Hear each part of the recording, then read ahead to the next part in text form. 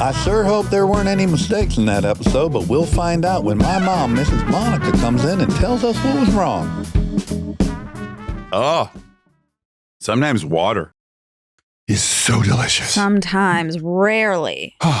Almost never for you. I know. At least once a day for me, where I have it and I just go like, oh, thank God this exists. It hits. Yeah, I feel it hydrating me. And it's got a good taste. I know people say it doesn't have a taste, but it does have a taste. It tastes like water. It does have, that's true. It's unmistakable. Yeah.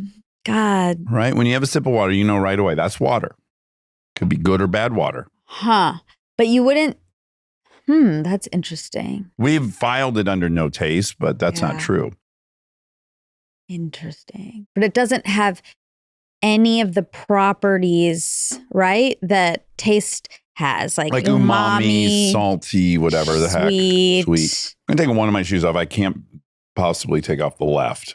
Why? Oh, no, shit, no, I can't take off the right. Why? Because of the deformities. Oh, well, just so do it. Just like, who cares? I'll keep them under the table.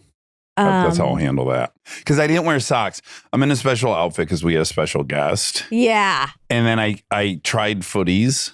Oh, yeah. They were visible. I hate that. I know. I struggle with this as well. I think it's a common struggle. And even if you get the ones that are not visible, then it doesn't go up high enough. And then the odds of it falling off in your shoe are like 80%. I know. They need to make it with like an adhesive on back or something. But all to say, because this person's so fashion forward, I was like, well, I can't have socks hanging out. I'm going to go socksless in shoes, which I never do because my feet sweat real quick. And that's what happened. So, well, let's just see your feet. Well, this one is fine-ish. No, it's got that crazy it has toenail. Well, yeah, off. it has the bris on it, and fuck yeah, and then that disgusting toenail that I have to use a Dremel on. You can't really see, so it's fine. Okay, it's fine. Wow. Well, we went to a momentous event. We did. We sure did. Yeah. We went to a graduation. Yeah. No, I'm sorry. A culmination. A culmination. Exiting elementary school. I'm almost never on the side of like, why do we have to have a new word for everything? Like, I'm generally like, sure, who cares? Doesn't bother me. I do think it's crazy that we can't call it a graduation. Oh, I didn't even interpret it as that, but probably maybe you're right. Well, I don't know. I didn't think they put a lot of thought into it. Like we don't use that word as much as just we're calling it this. No, I looked it up. You don't call it that because there's no diploma. Oh, a culmination is a graduation without a diploma? Basically, by the way, they did give them a diploma. I know. A graduation, I guess, only counts if it's like high school or college. Right. But I think that's silly, and they can just all be graduations. Well, that's what's fun about the experience of having kids in the modern society, which is it's so different from when I was a kid. Mm-hmm. And then so your knee jerk is like, this must be crazy and silly. Because my thing is like, no, you got one graduation. It was hugely meaningful because you only got one of them and you looked forward to it and it was finally done. And that's what I enter it with. Going like, this is silly and indulgent. Oh. Why do they got to step up from every grade? Yeah, that part I do think is silly. It's the whole like get a trophy for everything. Yes. I do think that's, Yeah, there's some I have some hesitation against it. Sure. And then I'm there witnessing it and I absolutely love it. I know. And then I go, why do I care? What is it I care about? You care about people getting soft. And the world getting soft, which I tend to care a little bit about, but not, whatever. We're all on the spectrum. It's probably perfectly proportional to our age and generation. Yeah. It's like you guys had a little more of that than I had. Right. And now they have a lot more of that than you had. I still eye roll at a lot of the things that are happening now. Yeah. But yeah, I had a 5th grade graduation. And then I try to step back and go like, there's no right or wrong. It's just they did it that way when I was a kid. Now they're doing it this way. And then if there is some real obvious problem as a result of it, people will notice and they'll write op-eds about it and we'll probably fix it. So what's the big deal? But I just bristle like, well, there's another thing that's like, this is what I'm telling myself when I'm objecting to it is like, you're setting them up for massive failure in that the world's not going to celebrate them. That's how I feel. A mediocre job doesn't get a ribbon. You're not going to get a raise or a promotion at work for just being normal. It's misleading, right? Yeah. But then I guess you could quite easily make the argument of, yeah, exactly. That's how life is. So why not give them during childhood when they're innocent and they're carefree? Well, like, why not let them have this experience since they're never going to have it again? Yeah, there's just different schools of thought, like on childhood. Like my parents' school of thought was childhood is to prepare you for adulthood. Right. It's like, it's not there just to be carefree and fun. It's like to learn lessons, to learn things so that once you're an adult and you're on your own and you don't have help from us, that you can live. But the Japanese, they're kind of the opposite. They go like, oh, adulthood is fucking rough. It's sacrifice, sacrifice, sacrifice. So they weirdly really protect the childhood as being way more carefree because they know what they're going to have to take on. So it's like, I don't know, they've been doing it that way there for a very long time and it's worked out just fine for them, other than that they're not having kids. Yeah. No, this is something I learned in college, not my observation. Oh, yeah. I was going to say, I don't think of Japanese children as like being like so effervescent or like running around or be like, they're pretty contained and mellow. Well, I haven't been to Japan to even witness how kids are. But I do remember having a class where they were saying specifically they're not trying to prepare them. Oh, interesting. They're recognizing this is a once in a lifetime chapter, which is like, no, this is the time to be all these things because you're not going to be able to be all these things. Yes. Which, whatever, they're all valid. Sure. Okay, but then the event itself. Yeah. It was great. So we went, you and Kristen, obviously, and Lincoln, and grandparents, and me and Anna and TT. Carly. Yeah. We all went, and we're going to talk through the whole thing, okay? So first of all, you had been given a number beforehand. You didn't know what it was, but Delta gave you a number. On a purple piece of paper, and the number was 24. Okay, yeah. So then at the top of the graduation, the principal says, okay, if you were given a number, if you're in this person's class, you'll go to the left and you'll make a line and here. The middle aisle. Exactly. And then if you're in this person's class, da-da-da. It made no sense. Right. It didn't make sense what she was saying. It was clear. Everyone was confused. I was muddling around with all the parents holding numbers, and no one knew where they were supposed to line up or in what order. Yes. And then she said it again, also confusing. And then you did have a loud clarification. You said, well, there's I raised my hand for a while and she didn't call me. Okay. And then and I was like, okay, I got it. So I loudly said, hey, there's a couple middle aisles. Is it the ones running parallel to the stage or these ones perpendicular? Oh, it's the middle. Oh, and then we got clarification on that. So, the middle, that's the middle aisle. That's great. I do think because it was an auditorium. Yeah. It was with gusto. It wasn't exactly the way you just did it. Well, I had to be heard in the back row. It was extremely assertive. It was. Yes. And I was like, you were certainly nervous. I got nervous. I did a little bit of sinking down because you know what happens is they see it's you. Then they look at the group they look at your people, obviously, because that's how life works. That's how people work. They're like, oh, and people are laughing and then they're looking. And I was like, oh my God. It's a lot of attention. It's a lot of attention.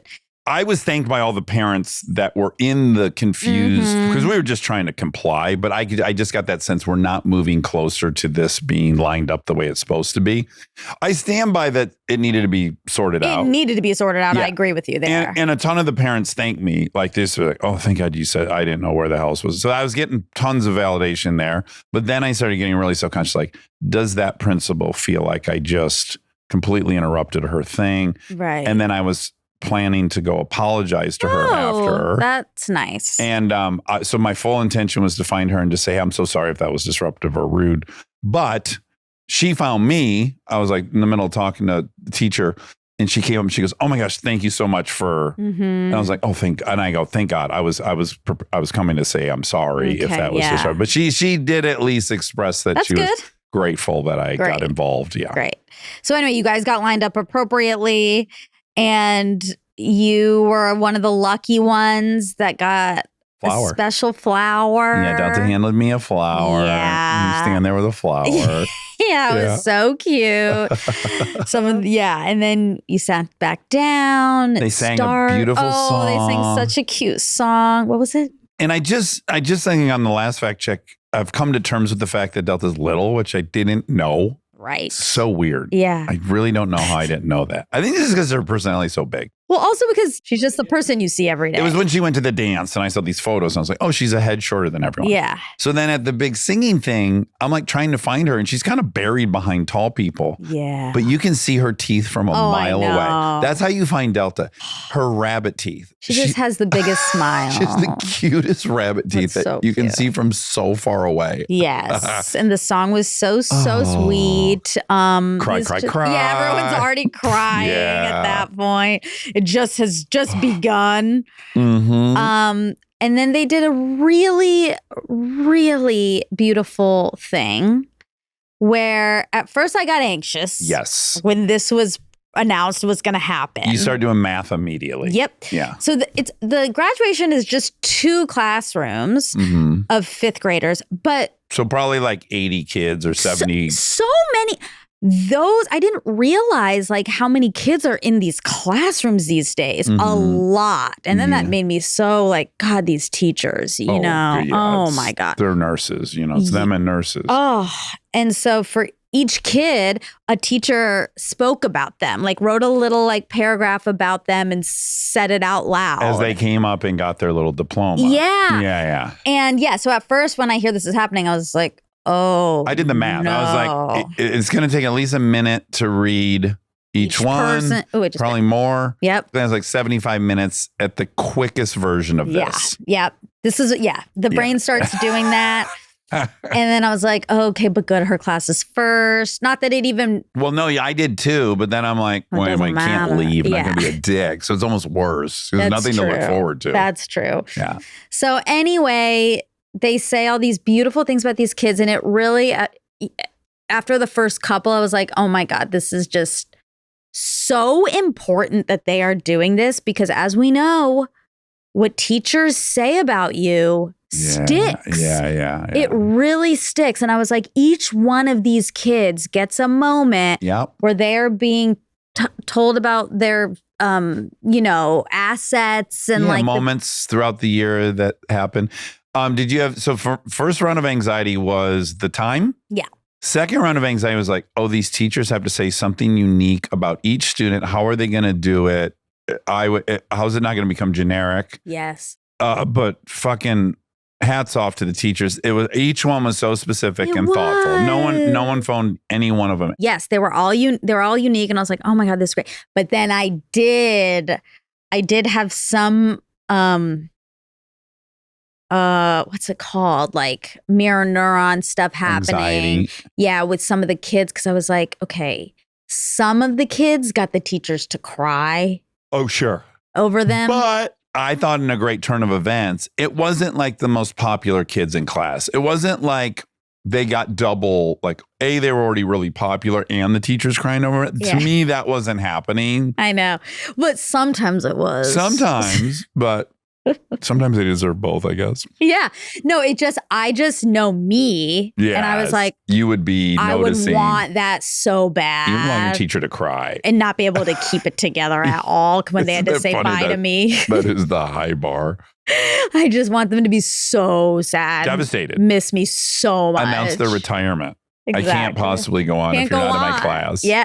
That's what I would have wanted. It would have been what I was striving for. Yeah. And some people got it, some people didn't. And there was one that was like, you have no idea about these kids, obviously, and what's been going on. But there was one that based on the little speech, you could kind of put some pieces together about this kid. And everyone was crying. It was so moving. Yep. And I did think, this person will hopefully never forget this. Yeah. And make decisions based on that, no, I'm a leader. It was just so lovely. And of course, Delta's was so wonderful. And we're crying. More crying. Yeah. I did feel a little dead inside. You did? Yeah, because all of you guys were crying so hard. And oh, you felt judged? Well, I didn't feel judged. I didn't even clock whether you were. I know, no one was, but I knew. I was like, I'm not like really. I was feeling like emotional, but I wasn't emoting, crying. I wasn't crying tears. And then I was like not these people are not you, but I was like, some of these people are just performing. You know, they don't. I thought it crossed my mind that you thought I was performing. No, if it's your kid, I mean, I was like, oh my God, I cannot believe she's graduating 5th grade. I can't believe she's this old. Look at her. Oh my God. I mean, I was definitely like, I had tears in my eyes. In your mind. In my mind's eyes. No, I had tears, but there was no spillage. Right. You know? Right. It didn't break the. And some people, not the parents, obviously, but some other people were crying so hard that I was like, this isn't real. You were calling bullshit. And then I know it was real. Yeah. It was real. And everyone's on a spectrum of how easily they cry and what they cry about. Yeah. You know, but I felt a little in my head about that. Yeah. Stay tuned for more Armchair Expert, if you dare.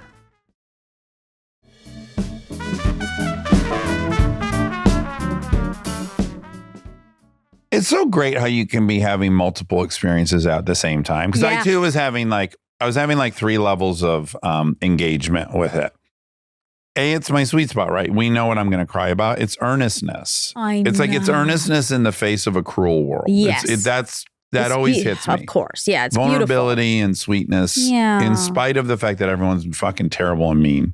Yes. And then there was this little girl that was just brought the house down. This little girl with a lot of different developmental stuff going on who fucking graduated 5th grade. And the way she was celebrating, waving her diploma over her head, that girl made me cry like 5 times. And then I just stared at her in the front row, swinging her feet. She's so happy. It made me so happy. It's like, it was happiness cry. I know. It's just like too happy for her to not be crying about it. It was beautiful. Yeah. Okay. I had an experience with that beautiful girl as well. Yeah. Where I was like, oh my God, she's so she's so happy. But then I was and the struggling. class was so supportive. It was not like when I was in 5th grade. I know. Those kids were like separate. I know. And they were in a room and you're like, oh no, stay away. I know. It was so beautiful. But I did have a moment of I felt sad and then I felt guilty for feeling sad. Right. And I was like, you can't feel sad about this or upset. What you probably have is fear, which is look at this beautiful human being on Earth and Earth's not designed for her. I know. How will she do? I know. But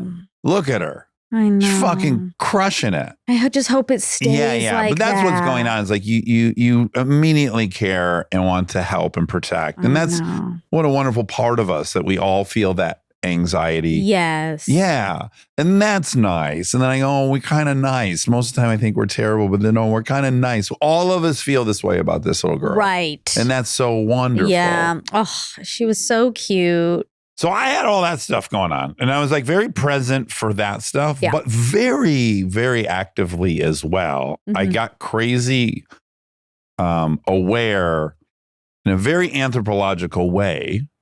And this will be so duh to you and to everybody, but it took me a minute to figure out why. But ceremonies are often when we most coalesce around what our group values are. These are kind of the moments where we declare group values. Interesting. Yeah. And pro-social and anti-social. It's these rites of passages where we kind of talk about how you should be in the world. And I just got hyper aware of oh, wow, yeah, culture's being passed on to them right now. It's so concrete right now because it starts with a song about having dreams. Have a million dreams. Go get those dreams. I know. And I was just this is so American. This is how the system works. everyone in here should be dreaming of being spectacular, right? Which obviously is not reality. Not everyone's going to be spectacular. And then I was just thinking about how opposite this is probably from the Japanese graduation. That's more collective society, right? Right. And finding probably how to be a great family member or whatever virtues are reaffirmed in those moments for their express things. So it was like, have a bazillion, dream to the stars. It's just so interesting. Again, I say it was zero judgment. Of course. There was a moment, I'll never forget it. And I, of course, argued with him at my brother's high school graduation. The valedictorian comes up and says something and salutatory, and it is. And it's like, chase your dream. It's all this dream work hard, stuff. chase your dream. Not work hard. Like that part's not really in it. Yeah. Even similar here, right? It's like, just go after it. Yeah. And be the best you can be and blah, blah, blah, blah, blah. Be great. Be great. Yeah. And my dad was like squirming in his seat. And after he was like, what is this? He was like, why don't people just strive to be mediocre? Yeah. He literally said that. He was like, or strive to be content. He said mediocre, which was, I was like, Dad, yeah, that's a pejorative in our society. Exactly. But he means strive to be safe. Just strive to get some things. Yeah. You don't have to get all the things. You don't have to be the best. Yeah. Just have enough to live a life. Try to get enough. Yeah. And he really hated that. Oompa whatever the Swedish thing is, the right amount. Oh, lakuma or whatever. Lakuma. Yeah, he really, and I was so eye rolly with him. I was like, Dad, that's not an inspiring message. That's not what you do. And he was like, it should be. And I, of course, thought that was silly as someone who was chasing a dream. Yeah. But I do, as the older I get, agree a little more with it, I think. I mean, that's not really fair for me to say because I did get a lot of the things I wanted to get. Yeah, there's a certain reality, which is like of these 75 kids, all 75 of them can't be president of the United States. It's not going to work out time-wise for them. Yeah. And they're not going to be CEOs and they're not going to be a world famous artist.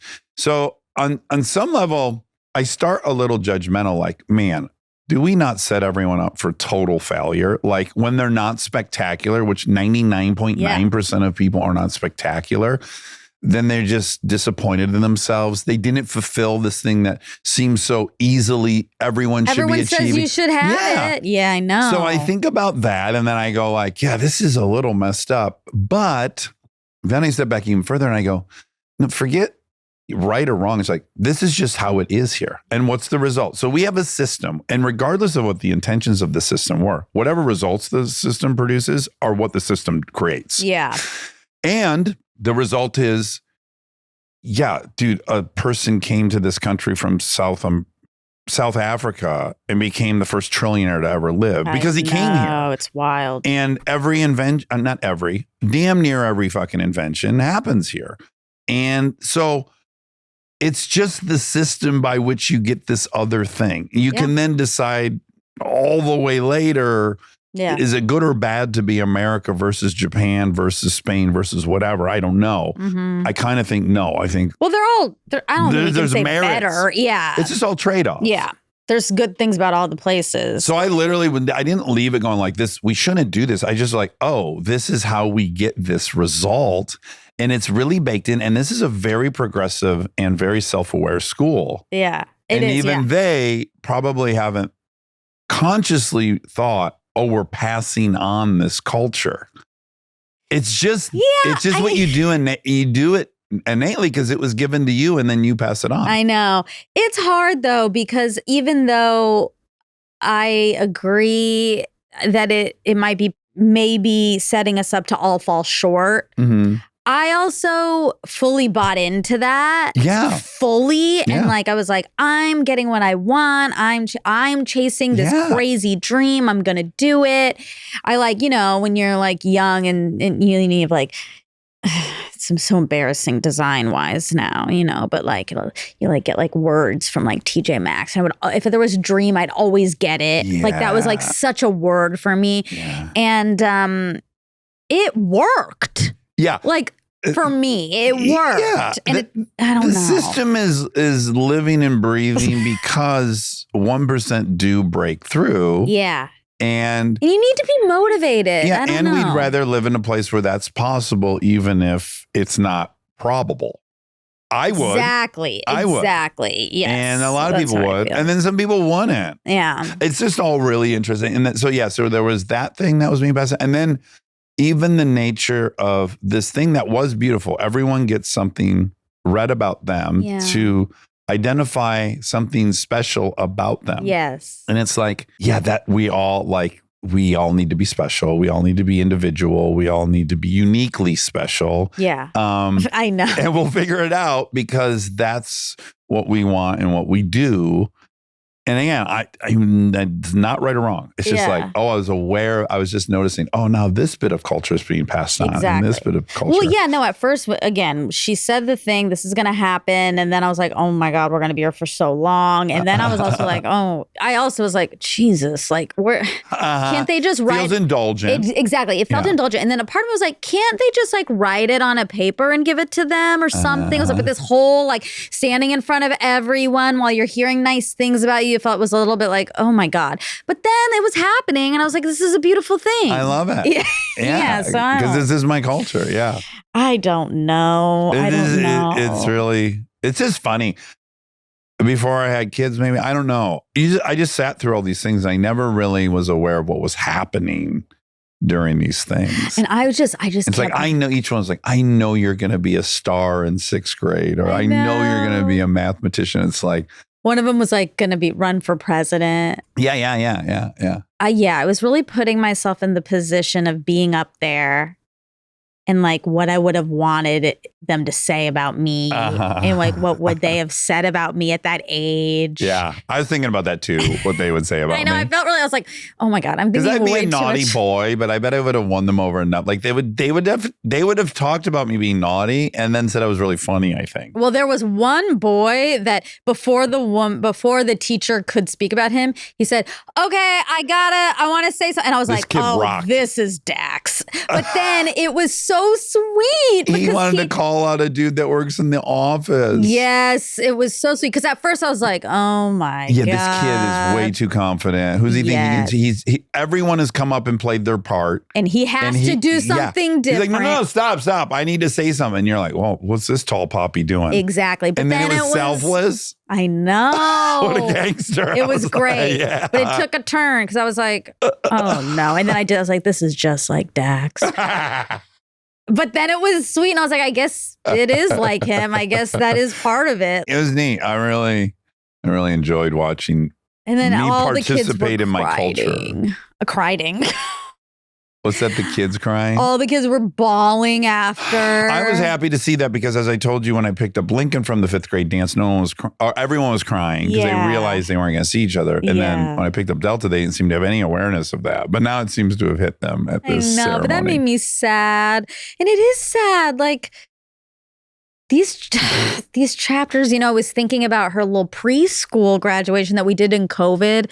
Remember, it was COVID, so we just like went one by one. This is when I had just crashed the motorcycle. Exactly. I was in there in a sling. Yeah. Same day. And like we were said bye to that school and now this school. And it's like, what the fuck is going on? I hate time. Yeah. And I think you specifically hate chapters. Yeah. Endings. Yeah. I hate endings. Yeah. I think the more you look at life as chapters, the easier it is to handle the bittersweetness. I don't like that. Which is you go like, this is sad I'm leaving this chapter, and there'll be a different chapter I'll experience, and that will be special too. And I'll be sad to say goodbye to that one, but then another one will come. I know. I said that to her when she was crying. I said, it's hard. It's a really big chapter. Yeah. But and my inclination was to say, the next one's gonna be so fun. Yeah. But I didn't, because I was like, it is hard to end things. It's hard to say goodbye to things. Yeah. But it also shows you that you cared about things and that they were special and important because you will miss them and long for them. I know. Without that part, We don't get the other part. I know. If everything's a given, then you just take everything for granted. I know. That's our terrible nature.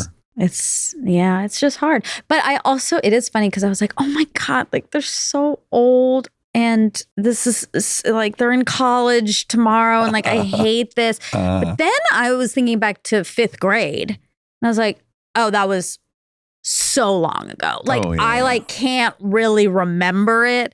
So there's a lot will happen. Yeah. It's going to move fast, but it's like things are going to happen yeah.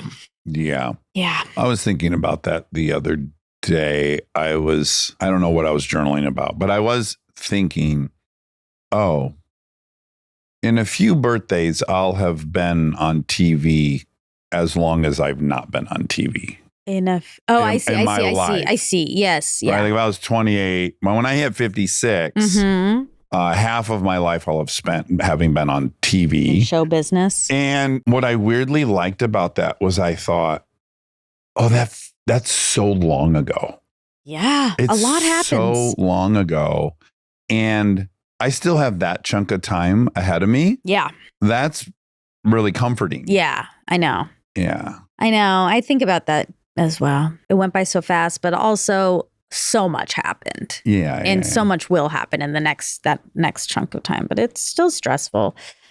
Anyway, well, happy graduations to all. It's a time to think about life, moving forward, new chapters, next stages. Yeah. What we are as a people, how we prepare each other for that, I don't know, ceremonies and rites of passages. Maybe because I was into anthro. It's just a human thing. Yeah, it's really interesting that we all have developed these things. Actually, it's an animal thing. I mean, I feel like, right? Don't even animals like elephants do like a little mourning thing? Elephants mourn. Yeah, they have elephant grave sites where they play with the bones and stuff. Yeah. Yeah. Yeah. But their rites of passage are more like you get kicked out of the they call elephants caravans, right? Oh, that sounds right. You get kicked out of the caravan because you're an adolescent male and you can't be around anyone. And then you get to come back when you've chilled out. Yeah. So I guess that's a rite of passage. Yeah, I guess so. But yeah. Want to do some facts? Yeah, let's do some facts. Pack of elephants is a memory or a parade? Parade? Oh, wow. Oh, I like that. A memory? Yeah. That's interesting. Because they have such good memories. Yeah. But that's weird. Why. Yeah. That's why. Like you wouldn't call a pack of cheetahs fast. It's a fast of cheetahs. That would be great. A fast of cheetahs. That'd be great. They also look like they're fasting cheetahs. Yeah, well, because they're so spending thin. so much energy. Yeah. They're going to stay light and quick. Okay, well, this was for Steve. Steve Aoki, who I really, really liked. Me too. I think I even said it in the episode, but I don't have a ton of interest in DJing. Uh-huh. So when we're considering a guest like Steve, I got to recognize that this guy's like a world fucking famous, one of the biggest DJs to ever live. Yes. So that's worthy of an exploration. But I personally am not so into DJing. Yeah. But this whole punk rock thing that happened, and to see how enthusiastic this guy is and always has been about music, I thought, boy, does he deserve all this. Yes, I agree. Yeah, I liked him so much. Me too. He was also just very kind and sweet energy. Very sweet energy. Almost so sweet, it's amazing he made it. And what a cool counterfactual to his father's approach. I know. But yet they both were wildly successful. Yeah, it's true. Okay, when did Benihana start franchising? Wait, iPod. Oh, embarrassing. IPO'd. Oh, no. Okay. IPO'd in 1983. Like, that's not what I asked. In 1983 and started soon after. The exact date is unclear, but by 1970s, there were many locations. First store opened in 1964. I want that fried rice. I want it with butter. We were just talking about it last night. Oh, I want that. No info on the percentage of birthdays that are at Benihana, but Hard to find out. I think it is 70%. I think he would know. Yeah. Is Kill Sadie banned from Minnesota? Yes. From Minneapolis and active 1997 to 2001. What is this? A band. Kill Sadie. Oh, not they were banned like a book ban. No, banned. Got it. Yes. I'm like, I was having a lot of cognitive dissonance. I'm like, Minneapolis is very progressive. They wouldn't ban anything. No, they wouldn't. That's true. Okay. Devin, some fun facts. Fast and Furious, Sin City. His sister. Yep. DOA, Mutant Chronicles, modeling career, walked for Balenciaga, Comme des Garçons, Chanel. Wow. You know, it took me 3 days weirdly, but I got on the phone with my cousin. Oh, yeah. Who was in the band that Steve was obsessed with. Yes. And so I wanted to tell him, I'm like, dude, that DJ Steve Aoki, he like loves current. You know, I just want to tell him all that. And then also pass on the fact that he authenticates records for his dad. So cool. Oh, yeah. He was telling us about that after, and we were going to talk about that. Yeah. So he has a company that now authenticates records and gives them a quality and then encases them. So he had offered to do that to my uncle's record collection, which is kind of famous. And then my cousin said, oh, yeah. He was like a Santa Barbara punk rock kid, huh? Like he kind of knew that he had that origin. And he goes, and doesn't he's got a super hot sister? And I go, yeah. She's like crazy hot. Yeah. Those are the two things he knew about him. Well, yeah. She replaced Naomi Campbell as the face of Versace in 98 at the age of 16. Dude. Wow. Okay, 2007 Coachella. The headlines were Bjork, Red Hot Chili Peppers, and Rage Against the Machine. Steve played on Saturday afternoon in the Sahara tent. Sahara. What year did esports take off? He guessed 2010s. Yes, sources cite 2010s as the big surge in popularity, mostly after the launch of Twitch in 2011. In 2013, viewers watched 12 billion minutes on the platform. Oh, my God. Oh, my heavens. Yeah, I mean, there's also like some obviously fun stuff on his dad. Was he wrestling for the Olympics? He came to the U.S. with the spot on Japan's 1960 Olympic team, but never competed. And a scholarship to wrestle in the States at Springfield College in Springfield, Massachusetts. His 1979 offshore powerboat crash near the Golden Gate Bridge resulted in many injuries, including a ruptured aorta, a lacerated liver, and multiple broken bones in his arm and leg, leaving him with a 10% chance of survival. Oh, my God. This guy's a maniac, Rocky. It is claimed that the hepatitis he had at the time of his death was from a blood transfusion from the crash. Oh, my God. Oh. Wow. Okay, he won a bunch of awards, wrestling and powerboating, backgammon, hot air ballooning. Backgammon? Yeah, won the World Leisure Class Backgammon Championship in 1974. This guy might have devoured life more than anyone we know Exactly. of. Yeah, he's kind of my new hero. Part of the hot air ballooning, part of the 4-man crew that completed the first trans-Pacific balloon flight in 1981, setting a 34-year record for the longest manned balloon flight, covering 5,208 miles. Probably until Richard Branson. Oh, he didn't have to do that. He traveled the world. He didn't need He to. circumnavigated the earth on a hot air balloon. Poor Rocky. Well, He got unseated. I think you correct for his level of technology versus the other balloon. I think it's probably more impressive going across the Pacific and the thing they did. I agree. Those are the facts. Well, Steve, if you're listening, you're so likable. It's crazy. Yeah, that was really a lovely interview. I enjoyed it a lot. All right. Love you. You're special. You're great. And you're going to be the president. Right back at you.